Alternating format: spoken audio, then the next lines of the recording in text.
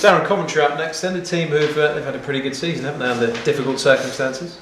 Yeah, it's been a really difficult season for them, mainly obviously off the pitch. Lost 10 points.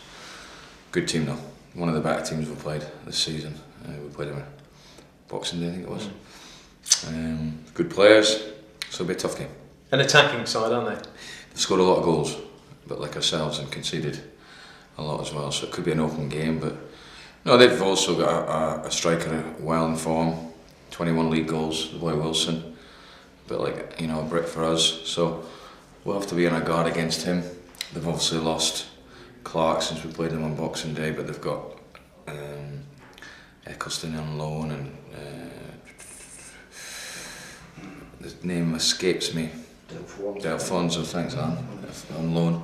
So they've got, you look at their bench from the game against Milton Keynes, and it's got some quality players. So, listen, it'll be a tough game, like they all are, I suppose. Yeah, I mean, Delfonso's got Premier League experience, hasn't he? He's on loan from Villa, as you say. Yeah, he's been out on loan quite a few times now.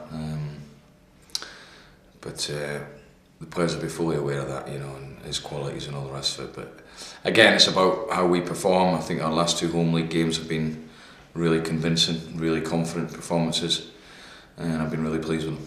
Yeah, you mentioned Wilson there. He's up there probably with the hottest properties in League One, along with your own top scorer. Do you do anything different to try and mark him out of the game, or is it just a case of dealing with the team as a whole? No, I think we'll do what we normally do in terms of the presentation. Will be about certain strengths and where we feel we could exploit them.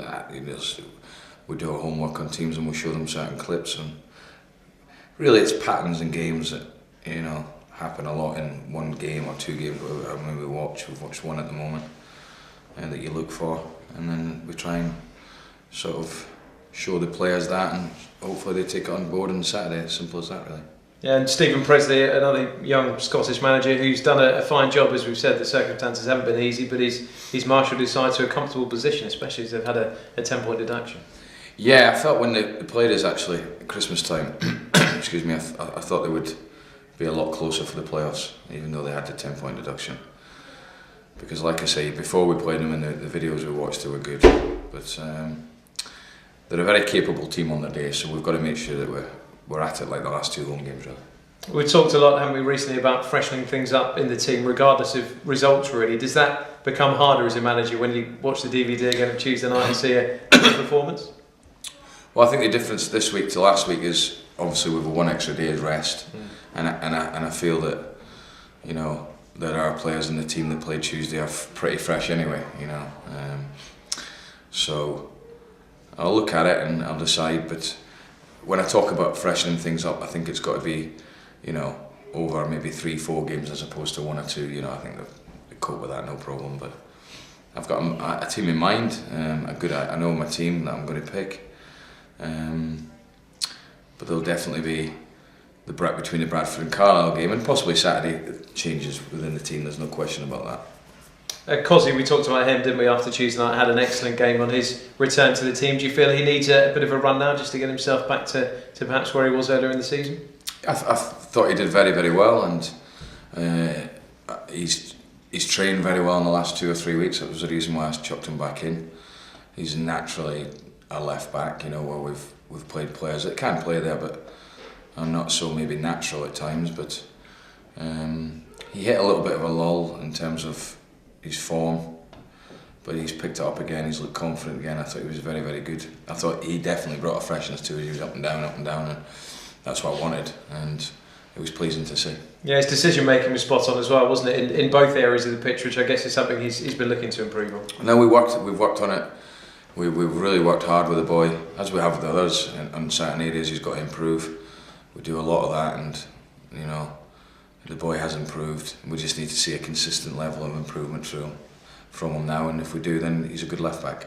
And young Eastgrove was left out of the squad on Tuesday. A temptation to put him back in? He was only left out because he nicked a groin. It was an injury why he was out, but he'll be fit for Saturday and he'll be back in the squad Saturday. Because he's shown glimpses, hasn't he, of what he can do so far. He's had a couple of cameos that have been quite impressive. I think when he's come on, he's done very, very well. Both times he came on, won the final and again here against Colchester, we've been winning. When he came on against Wolves, it was a different type of game. felt he found it difficult, but no, he's if I want him, he's a good impact player. There's no question about that.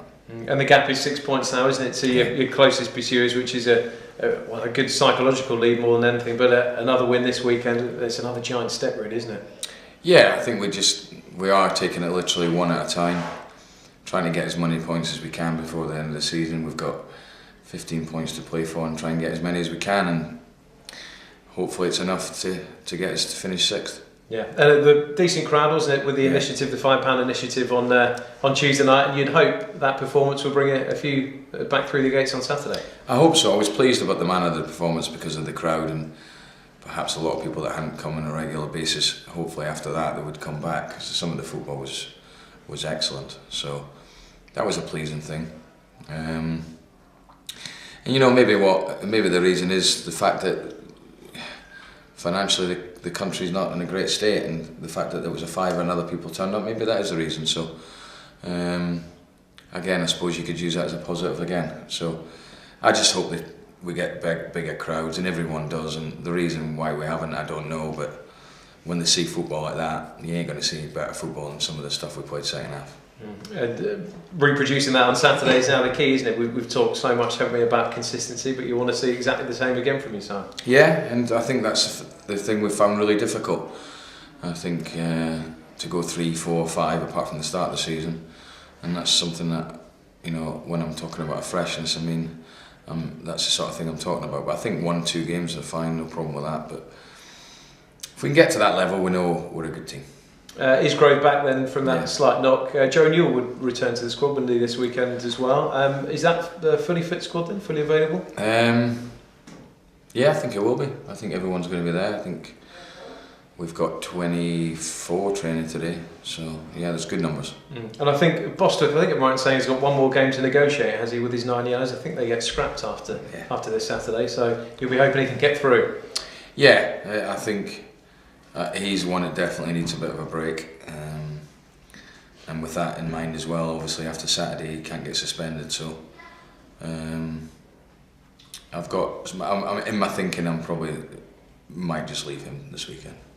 And just finally, a bit of paper talk about Britt this week. A couple of Premier League clubs rumoured to be sniffing around. I suppose it was only a matter of time, really, wasn't it, before those kind of reports came about? Yeah, I think it's natural. When anyone scores that amount of goals, you would expect people to be watching them. I'm sure there is, but I've dealt with it so many times here.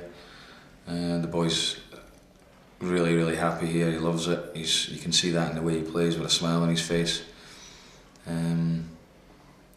It won't affect him at all. He's not that sort of lad, and there's nothing we can do about people watching or speculation. There's going to be that. I would expect it if someone else. I think there's been speculation. Probably a good example is the boy Wilson about him as well. You expect it when people score goals in that amount. Then there's going to be speculation. And it never seems to get him too down when he misses a chance. So with that in mind, he'll be straight back on penalty duty this weekend, will he? Yes, if we get one, he'll be on it.